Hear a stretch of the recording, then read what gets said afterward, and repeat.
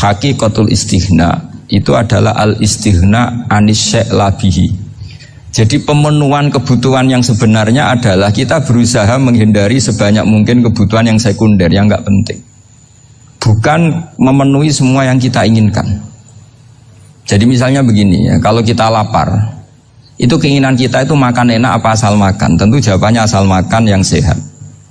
Tapi kalau nuruti nafsu kita, makannya yang enak, teman makan ya enak. Terus di warung yang favorit.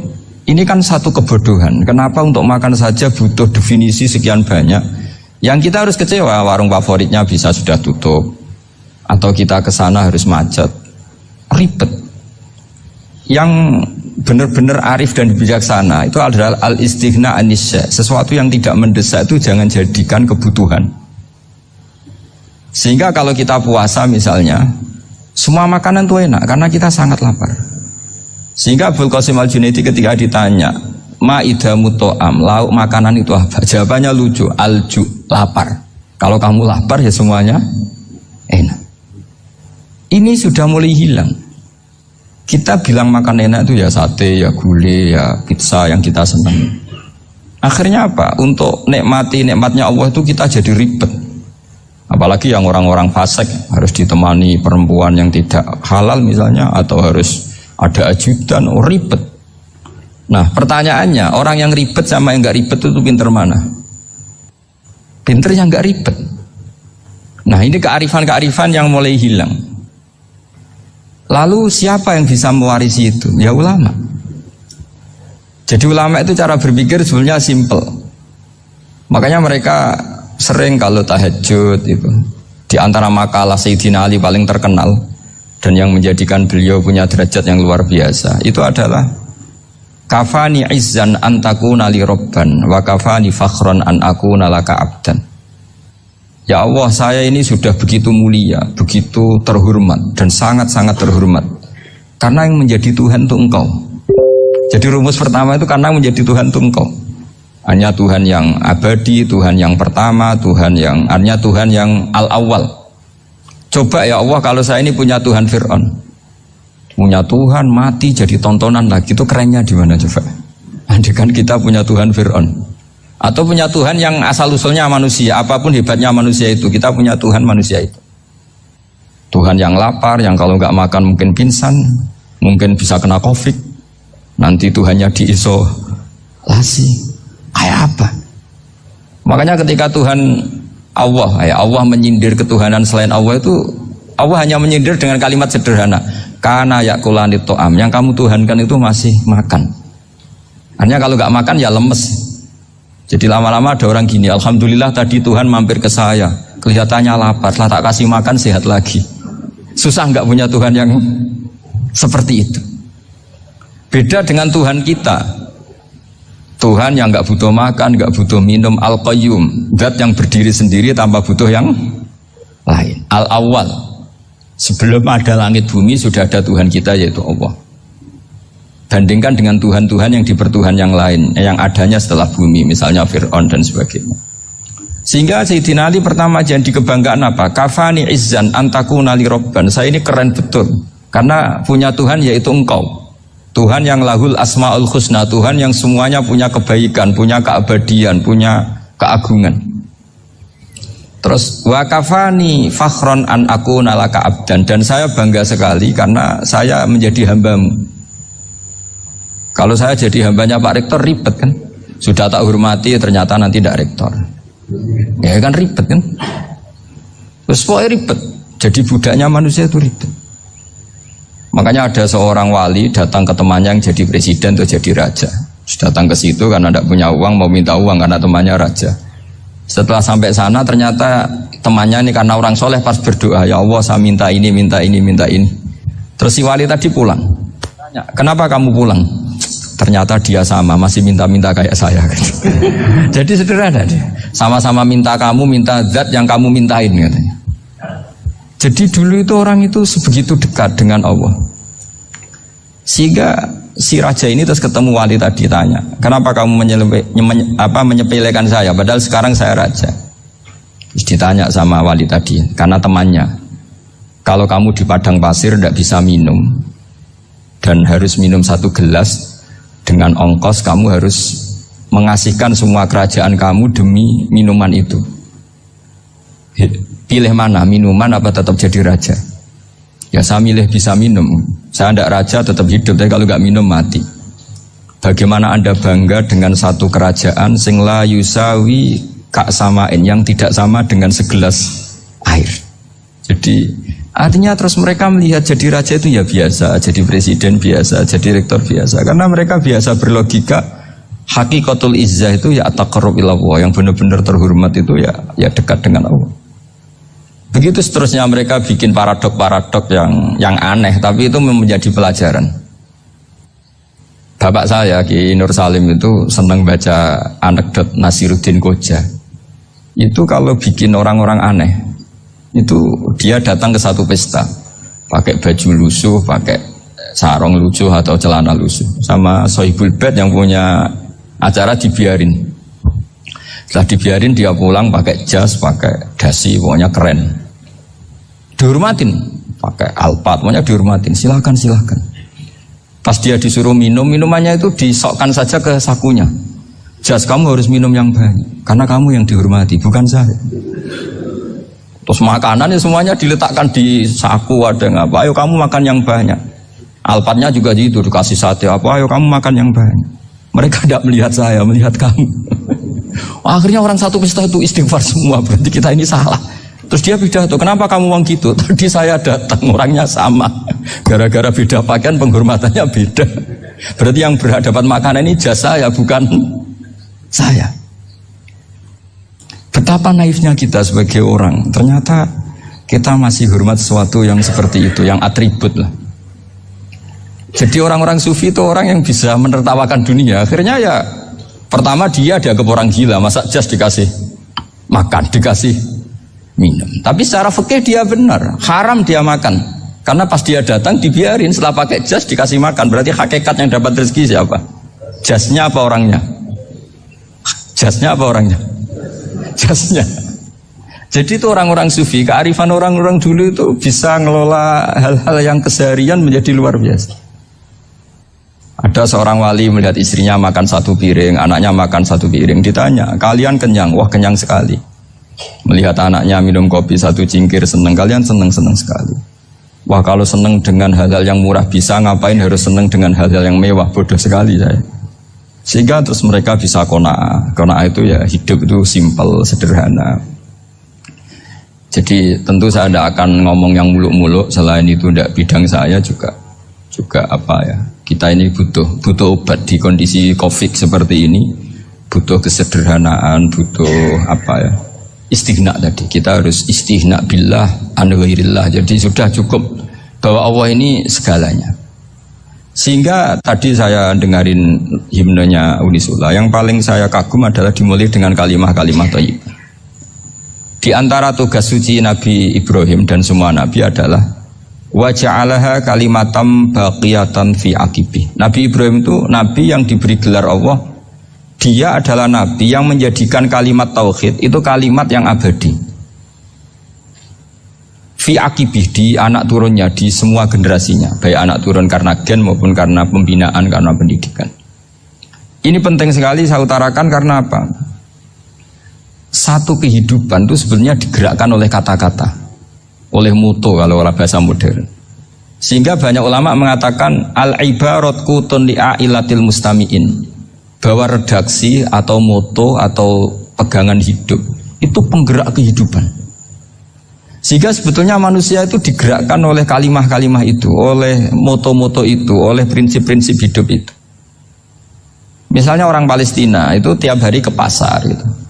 Mereka ke laut gitu. Ditanya, kenapa tidak takut tembak Israel? Jawabannya lucu. Kena tembak ya mati, nggak makan ya mati. Nggak kerja ya mati. Ya sudah, sama-sama mati ya mendingan aktivitas normal. Tapi saya tidak menyarankan itu untuk melawan Covid. Ini cerita saja. Kamu jangan provokator gitu. Karena ini wilayah sensitif. Jadi banyak orang yang poligami. Kalau ditanya alasannya gitu, istri 1 ya cerewet, 2 ya cerewet, mendingan 4. Ya banyak ya gitu. Tapi ada yang kebalikan, istri satu cerewet saja hampir jantungan, apalagi 4, tinggal matinya kan gitu. Itu semua yang menggerakkan itu kalimat. Kalimat itu satu pegangan. Banyak orang loh yang nggak ingin jadi rektor tuh banyak loh Pak Bejo. Jangan kira semua dosen ingin jadi rektor.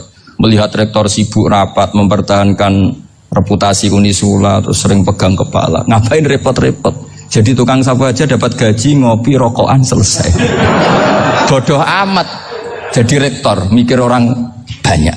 Banyak loh orang yang nggak ingin jadi presiden tuh banyak. Karena ngopi nyaman, nggak ada yang ganggu. Mau tidur sampai jam 9 siang juga nggak ada yang ganggu. Sehingga mereka melihat pegawai negeri itu gak keren, orang kok diatur jam, disiplin.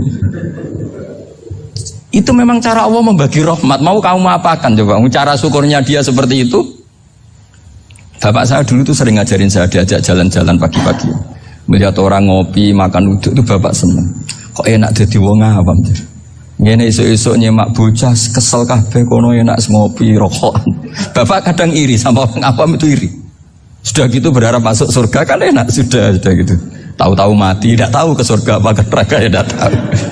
Jadi nah, orang dulu itu orang yang bisa mensederhanakan dunia. Sehingga ya sudah cara bahagia. Makanya saya alhamdulillah saya ini kerjasama sama UII sama beberapa kampus. Memang amdan itu sengaja. Kampus itu ya punya sistem yang nggak bisa mewakili sistem kiai. Kiai juga punya sistem yang nggak terwakili oleh kampus, juga sebaliknya saling melengkapi. Saya sering ketemu rektor UII, rektor kampus-kampus Islam. Mereka cerita, Gus pendidikan pondok harusnya dimodernkan gini-gini. Saya bilang, kalau pondok modern kayak kampus itu nanti saya ketemu Allah tidak bisa jawab. Kenapa Gus? Saya beri contoh gini. Kalau misalnya perempuan perawan lah atau apa saja, namanya perempuan, mau tanya tentang menstruasi atau haid.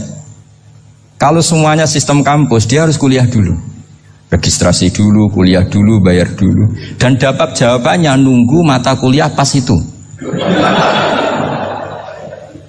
Bandingkan kalau sistem pondok, saya tuh sering ke pasar sama anak saya dicegat sama ibu-ibu. Gus, anak saya ngalami gini-gini, keluar darah terus menerus, nggak 6 hari tapi 1 bulan penuh. Itu hukumnya apa Gus ya? Nanti saya mau sowan ke jenengan. Nggak usah sowan di sini aja. Ya sudah, sebelum mengeluarkan darah yang rutin seperti itu biasanya haidnya berapa hari? 6 hari ya sudah ikut yang 6 hari, yang lainnya istighatsah. Ngoten tok Gus ya udah ya. Begitu terus di masalah udhiyah Pak. Ya coba kalau semuanya pakai sistem kampus, daftar dulu, bayar dulu. Jadi ini nggak ada jawabannya, nunggu mata kuliah itu baru dapat jawaban. Itu biasa nggak sholat bertahun-tahun karena belum ada jawaban tentang itu. Nah itu kalau misalnya orang mati, tahunya cara memulasara jenazah itu nunggu kuliah dulu, pas mata pelajaran itu dulu, baru menangani orang mati. Berarti orang mati itu tergeledak semua. Tapi kalau kiai kan enggak. Kesini orang mati terbakar, kalau dimandiin malah badannya copot-copot, itu gimana hukumnya? Ini ada orang mati Gus Kendat, ini disolati apa enggak? Ada orang mati oplosan ya kan? Itu disolati enggak? So sering ditanya gitu. Gak usah registrasi Pak Rektor, gak usah registrasi, gak usah daftar, gak usah seminar. Makanya kalau orang kampus wani kiai itu ya kualat tenan gitu, karena ini yang on time ya. Tapi pondok seperti saya ya ikrar seikrar-ikrarnya. Pentingnya kampus karena melatih efisiensi waktu, disiplin, tata kelola manajemen, sehingga kita ya hormat. Tapi tadi kita harus saling melengkapi, sehingga saya tunjukkan ke publik bahwa saya hormat sekali sama polisi, sama tentara. Coba kita bisa apa ngadepi bandar narkoba kalau tidak polisi? Bisa apa coba menjaga NKRI kalau nggak tentara? Begitu juga ya sudahlah, kita memang fa inna yadallahi ma'al jamaah, kita berkah itu kalau bersama-sama, tidak bisa kita sendiri. Nah lalu orang kayak saya itu ya beberapa kali sebetulnya saya itu ditawanin jadi dokter honoris causa apa. Kekhawatiran saya satu Pak Bejo, takut pas nggak punya uang. Itu dokter gak di duit kan gak pantas gitu. Jadi repot gitu, daripada beban lah sudahlah nggak usah dokter. Jadi kalau nggak punya uang ya pantas, terus kalau ngebis ya pantas. Suatu saat kalau mati nggak ada yang hadir ya pantas, nggak dokter gitu. Kalau sudah dokter kok masuk neraka, dokter kok masuk neraka kayak Kayaknya apalagi rektor kampus Islam kok masuk neraka itu kan kok kayak agak pas itu. Misalnya rektor Unisiola ditanya mungkar nakir, nggak bisa kan kayak gimana gitu. Makanya harus sering ngaji saya supaya agak malu di depan mungkar nakir. Masa rektor ditanya mungkar nakir nggak bisa. Harus berani bentak. Ini saya rektor loh Pak mungkar nakir. Masa kalau wali-wali dulu berani. Masyhur di cerita wali-wali ditanya marabbuka manabuka. Saya ini guru tauhid. Kok kamu tanya marabbuka manabuka yang ngotok? Kamu tidak pernah ngaji, enak aja tanya. Jadi wali-wali itu ya rileks ngadepi mungkin. Saya yakin rileks wali di Bang Pak Rektor. Saya yakin itu. Karena wali itu lebih dekat Allah. Sehingga orang dulu itu saya ulang lagi ya. Ada satu kearifan namanya hidup itu apa? Hidup itu adalah cari sebanyak mungkin supaya hidup itu tidak tergantung pada banyak hal.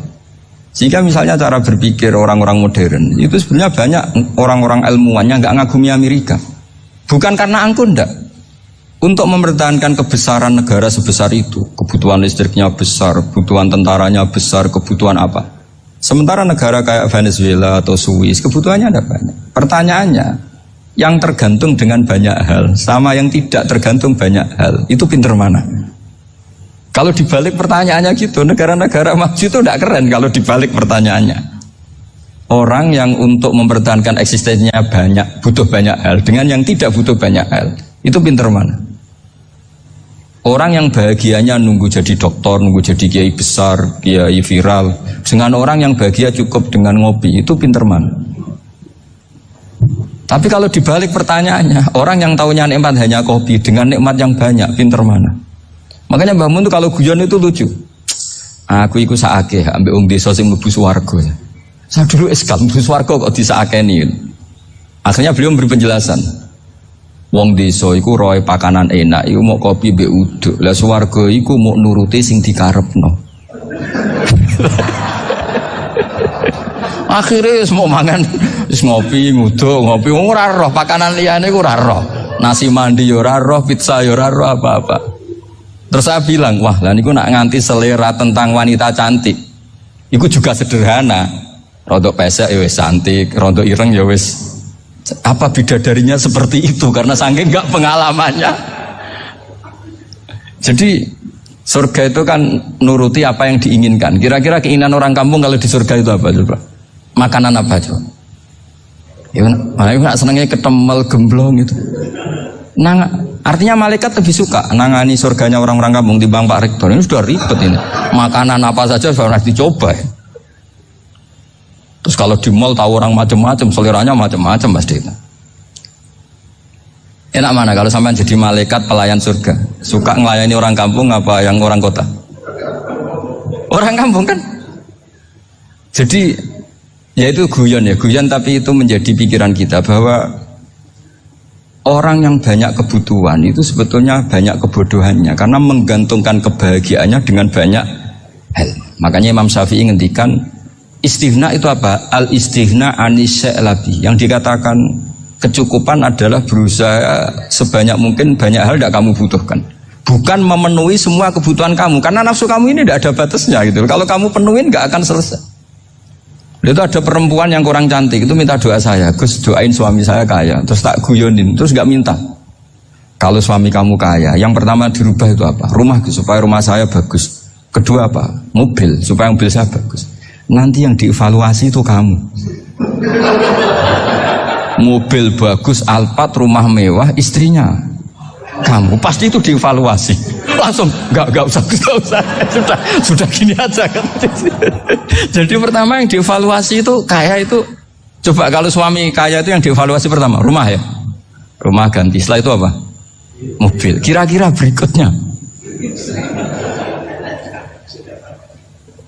akhirnya sudah Gus gak jadi. Nabi Ibrahim itu pernah minta umur panjang. Keren umur panjang. Sama Allah nggak dijawab. Datang orang tua itu bertamu ke Nabi Ibrahim.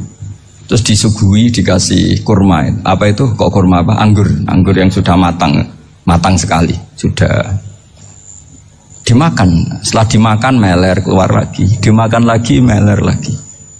Terus Nabi Ibrahim masuk lagi ke kamar. Ya Allah, doanya tak cancel. Nanti kalau saya tua kayak itu. Jadi Allah itu gak jawab langsung tapi ngirimkan itu. Akhirnya ya Allah gak jadi. Nanti takut itu. Saya pernah ngalami jadi kiai tadi, ada ibu-ibu ya kurang, ya gak pati cantik lah. Suaminya tuh miskin sekali. Minta doa saya supaya kaya, bareng tak kasih pertimbangan itu, udah gak usah, gak jadi itu. Jadi itu kearifan. Tapi kearifan ini harus kita tanamkan. Saya nggak bisa membayangkan Indonesia yang besar ini, andai kan tidak ada qanaah, nerimo ing pantum. Coba sekarang ada Covid. Andai kan Indonesia itu kayak Perancis. Saya beberapa kali punya tamu orang yang hidup lama di Perancis, bahkan dapat istri orang Perancis. Itu dulu nggak begitu mencintai Indonesia. Tapi setelah di Perancis 2 tahun, wah Indonesia hebat. Di Perancis itu kata dia kalau cerita, semua kebutuhan masyarakat itu dibebankan ke negara. Apa saja minta negara, apa saja nyoal negara.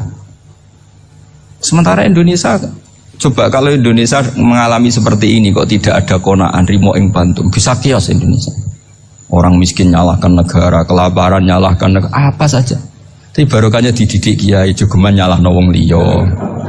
Surip pun rombok yang pandum diame sampai gak ngerti kalau Covid. Banyak tuh orang-orang kampung itu, orang lugu-lugu itu. Mbah niki saking Covid, salam ning Covid, muga-muga umure panjang.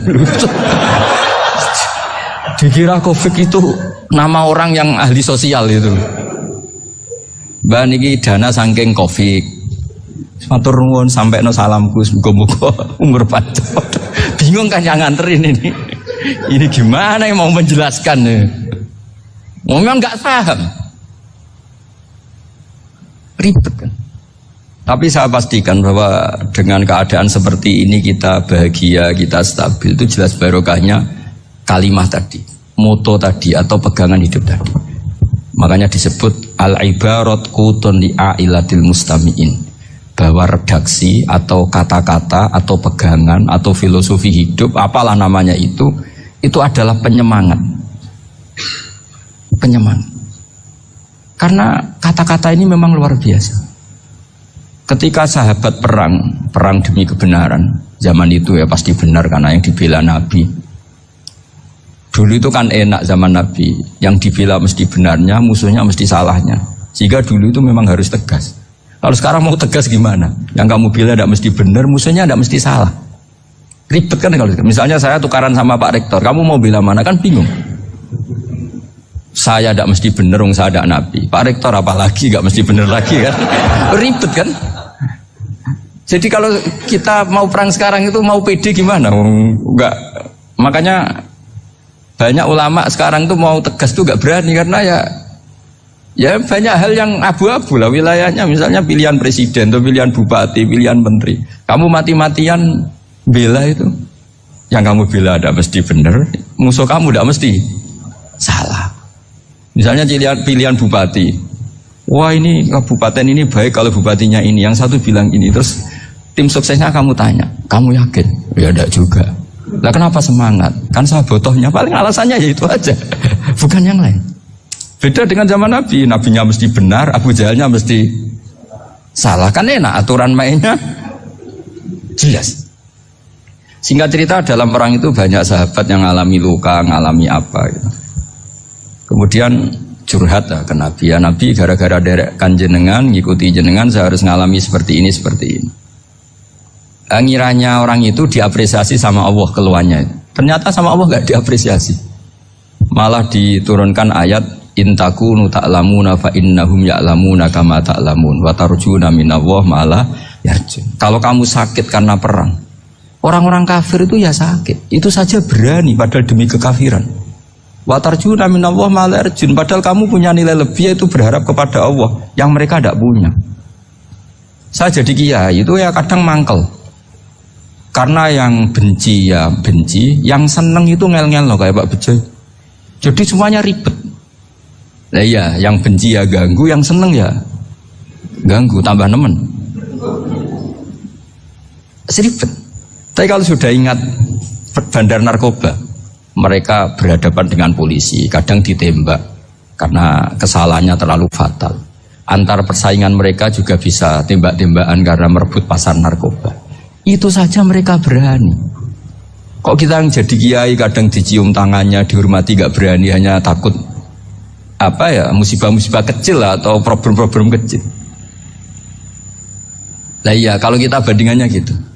Kalau kamu mau tahajud kedinginan, itu masih nanti dihisab Allah itu gitu. Maling ayam itu keluar malam-malam, hanya dapat ayam. Itu gak takut dingin. Ya gak takut digebuki masa. Kamu mau tahajud saja takut dingin. Makanya nanti hisabnya orang soleh itu nanti dijajarkan orang dolim. Terus diperbandingkan. Wah itu habis kamu kalau itu. Jadi misalnya Unisula mau rapat, tapi ini malam, kalau malam dingin nanti sama masuk angin. Anak-anak pang di perapatan aja berani kamu. Kalau sudah perbandingannya gitu tuh ribet kita nanti. Makanya itu kalimat itu moto atau filosofi hidup. Sehingga diulang lagi nasihat itu. Iyam saskum korhun faqad masal qoma korhum mislu. Kalau kamu kena luka, orang-orang yang nggak benar juga akan kena luka. Itu aja berani demi ketidakbenaran. Masa kamu demi kebenaran enggak berani? Akhirnya orang itu, ya itu kalimat, itu heroik. Makanya kita ini penting ya, makanya tadi himne Unisula dimulai kalimat thayyibah. Karena kalimat ini yang menjaga kita kalimat ini. Misalnya tentang Tuhan. Kenapa orang Islam imannya kokoh seperti ini, termasuk yang sudah hidup di Amerika, di Australia, di mana-mana. Itu ya barokahnya ajaran atau barokahnya kalimah. Saya sebut kalimah saya pakai bahasa santri. Karena la ilaha illallah itu dalam tradisi santri disebut kalimatu haqqin alaiha nahya wa alaiha namut wa alaiha nub'ats. Ada yang riwayat wa biya nub'ats insyaallah taala minal aminin. Kenapa mereka di mana-mana meskipun sekolah di Amerika, di Australia, bahkan di Uni Soviet tetap mukmin? Itu barokahnya ajaran yang benar. Allah itu siapa? Tuhan. Tuhan itu sifat dasarnya apa? Awal. Dia harus wujud awal sebelum makhluk yang lain. Sehingga ketika ada negara yang maju, yang tertib, manajemennya tertib, masyarakatnya makmur, tapi punya Tuhan yang tidak seperti itu, tidak awal, itu sudah gak nyaman.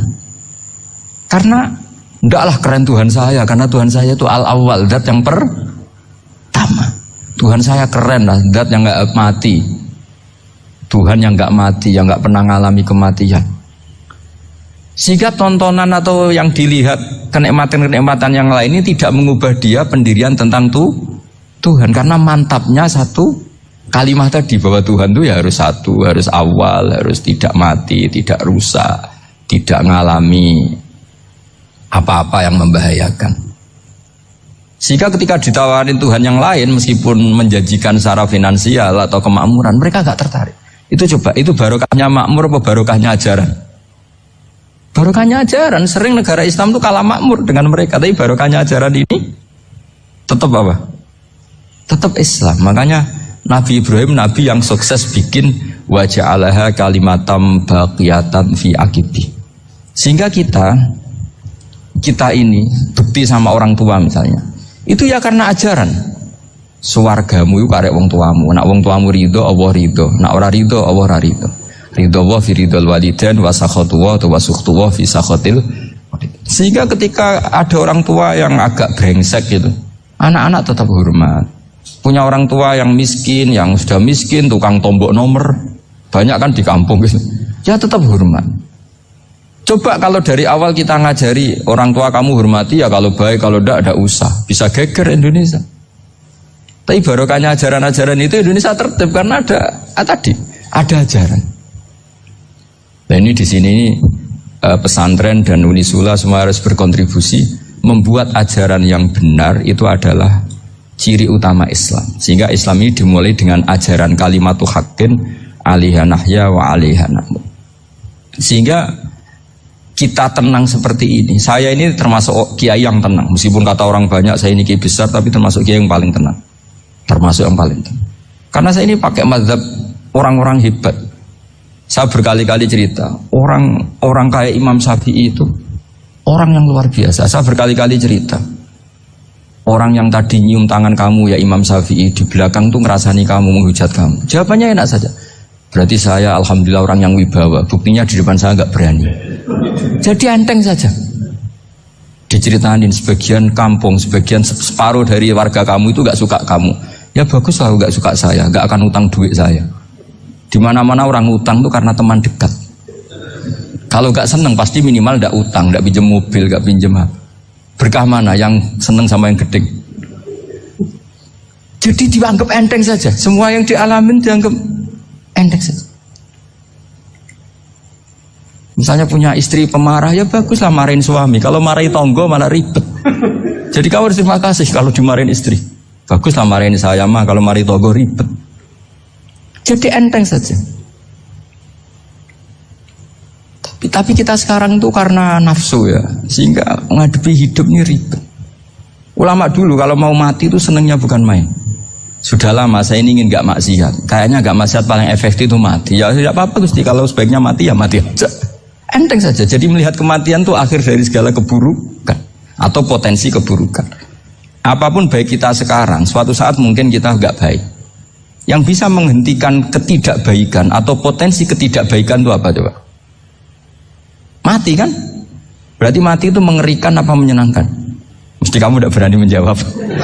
Meskipun secara ilmu kamu berani, tapi secara rasa agak berani kan? Saya ulang lagi ya, yang bisa menghentikan keburukan atau potensi keburukan itu apa coba? Apa? Kematian. Berarti kematian itu menyenangkan atau menyusahkan? Apapun kamu tidak berani jawab karena kamu agak-agak duniawi itu kelihatannya. Tapi secara ilmu, kamu tahu kan kalau mati itu tidak buruk-buruk banget. Karena apa? Itu akhir dari segala keburukan. Sehingga Nabi ngajarkan kalimat itu begitu luar biasa. Allahumma ahyini maka natil hayatu khairan li wa tawaffani maka natil wafatu khairan li. Nabi melihat dunia itu begitu indah. Ya Allah, kalau saya ini hidup, anggap saja hidup ini ziyadatan li fi kulli khairin, menjadi modal saya menambah segala kebaikan. Jika suatu saat saya mati, anggap mawon rohatan li min kulli syarrin, itu akhir dari segala keburukan saya. Sehingga mati hidup ya baik karena di situ kita bisa berkontribusi beramal soleh. Mati juga baik karena mengakhiri segala keburukan. Nabi nate ngendikan lagi, ajaban li amril mu'mini inna amrahu kullahu khair. Orang mukmin itu mengagumkan, semuanya baik. In asobathu na'ma syakara fakana khairan lah. Kalau baru dapat nikmat dia syukur, maka itu baik. Wa in asobatu dharra sabara, kalau dapat masalah mereka sabar, itu juga baik. Sehingga orang mukmin dua sisinya pasti baik. Itu juga kalimat, maksudnya moto atau pegangan hidup. Nah berikut ini saya beri contoh, ini kenangan saya, ini contoh terakhir. Masalah jadi orang terkenal maupun tidak. Di sini dicontohkan Imam Ghazali di halaman 367 di kitab saya 367, juznya 3 di kitab Ihya Ulumuddin. Di sini beliau cerita betapa untuk menjaga ikhlas sebaiknya orang itu tidak terkenal, tidak syuhrah, tidak terkenal. Oke, itu kita sepakat ya, karena kalau terkenal mungkin orang dipaksa publik dengan tanda kutip untuk selalu berbuat baik, tapi karena jaim lah, jaga image atau apa.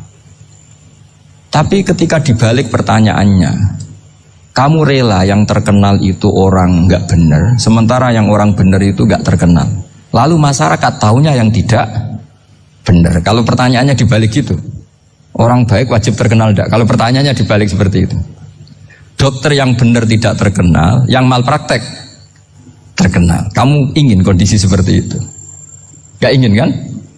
Kampus yang bagus gak terkenal, kampus yang bagus gak terkenal, yang gak bagus. Nah, artinya apa? Gara-gara olah kata, olah pikiran, ini logika jadi rubah. Lagi-lagi apa? Jawaban itu ada di kata-kata sebetulnya. Makanya bab-bab seperti ini tidak usahlah kita berdebat, berpolemik. Sebaiknya orang itu humul, menutup diri, apa sebaiknya orang terkenal, itu nggak perlu seperti itu. Sudah terserah Tuhan saja. Makanya saya mulai dulu ngaji sampai sekarang itu ya tidak punya punya ikon tertentu atau punya website tertentu, enggak. Sudah terserah pangeran. Sudah saya juga tidak sok suci materialistik atau enggak, ya tidak mikir saya. Bukan apa-apa ya, karena saya ini kiai, jadi biasa urusannya sama Allah, tidak sama makhluk. Jadi pusing kalau sama sarah-sarahnya makhluk itu pusing. Meskipun rektor kalau nasihati saya pasti tidak saya terima, itu tetap makhluk, itu sudah ada ngefek kalau saya itu sudah ada itu. Bukan karena saya sombong, ya memang makhluk betul gitu, bukan cuma nasibnya bejo aja, tapi makhluk tetap makhluk.